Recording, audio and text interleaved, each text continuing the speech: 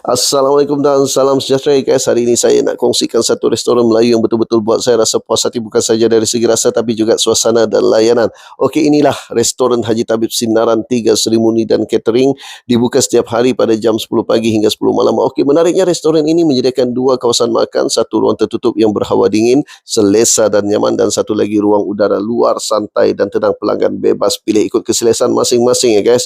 Okey, menu yang paling istimewa di sini sudah tentunya nasi katuk 3 rasa, ayam, daging dan kambing. Rasanya padu, berempah dan cukup memuaskan ya guys.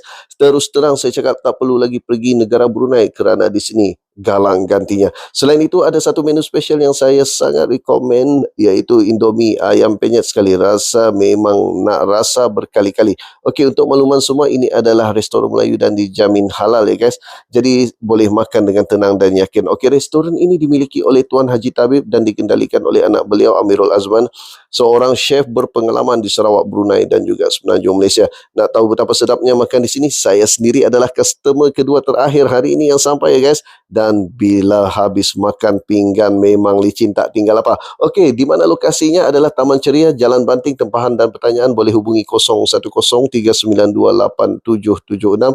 Jadi kalau anda cari makan sedap, selesa dan berbaloi, jom. Apalagi, jumpa anda di restoran Haji Tabib Sinaran 3 Sri Murni dan Catering.